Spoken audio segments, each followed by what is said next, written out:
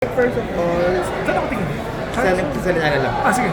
Ano lang po, how excited are you para sa Kono Basho?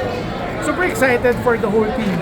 I'm really excited that yung aming pinagtrabahuhan will be seen by a lot of people, especially our families and friends and our colleagues.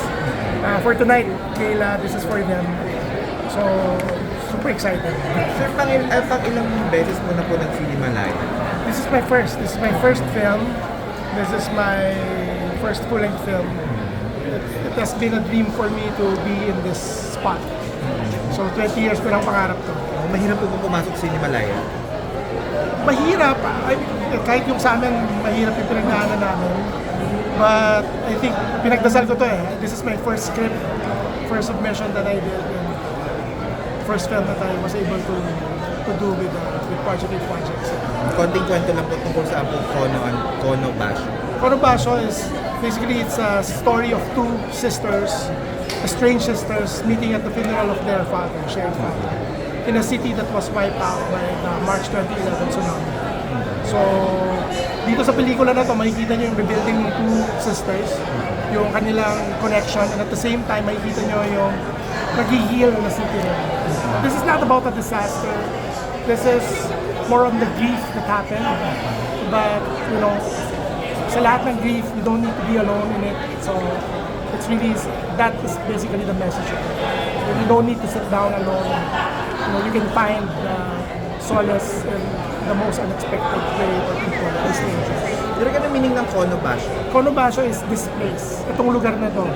Pero it's also playing with the idea of displacement or displaced, being displaced. Just like what tsunami did to the people of City and what it did to the two sisters actually. Sa dami ng emotions, grief talaga, there's love, there's hope, there's... Because I think grief and love comes together. You know, after grief, you should find love and you should find hope. So, that's what we want to show and what I would like to say, especially to the people who's gonna watch it. And in a way, to the city that was lost a lot. Was lost a lot. And I ask that kasi for so many people, and even culturally, hirap pag-usapan ng grief. Yes, of course. Because it's supposed to be private, something private, ano? So, in this particular film, we really did tackle it very sensitively. So I hope you will be able to see that. It is a love letter to the city, to the people who's been feeling it. In a sense, it's a poetry in the form of a letter, in the form of this film. So, yun, sana makita niyo yun in this particular film. Derek, what's the importance of the actual location? Well, for me, I've been there several times as an artist in resident. I've been going back and forth since 2013. So malalim yung immersion ko dun sa lugar, yung connection ko as an artist. And I was able to reflect on it. And I've seen how it was developed and rebuilt. So malaking bagay yun for me. And dito makikita nyo yun, yung mga kinunan ko noong 2013, 2014, it has become part of this film. Without knowing na magagamit ko siya or mapapakita ko siya. It will touch on the earthquake when it happens. In a sense, yes. This is part of the tale of the city. Yeah. Pero we're not talking about it. Like, hindi yun eh. Kasi in each disaster, you don't really need to talk about, that particular thing that happened to them. It's the idea of what was left and how they were able to push and hope for the future and for the present. So yun yung mas doon kami nag-anchor. We didn't dramatize what that disaster is about. And I hope we will see that. What about, does it also touch, in a sense, about depression, I think?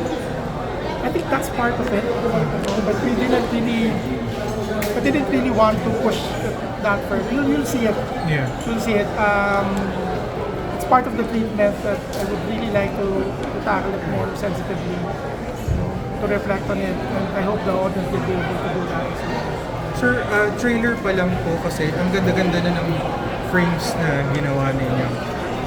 thought of that, and It's a team effort, but we were led by our main, of course, the main cinematographer. Our cinematographer is Dan Villegas.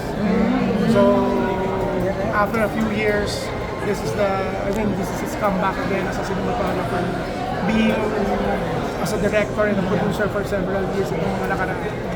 Ngayon, he's coming back as a cinematographer, and he really mentored me, and we were able to collaborate. And itong Basho would be as beautiful as it is if not for Direct Dan and of course the whole team. We made it. Ero Francisco is my production designer, Dobby Marquez is my colorist.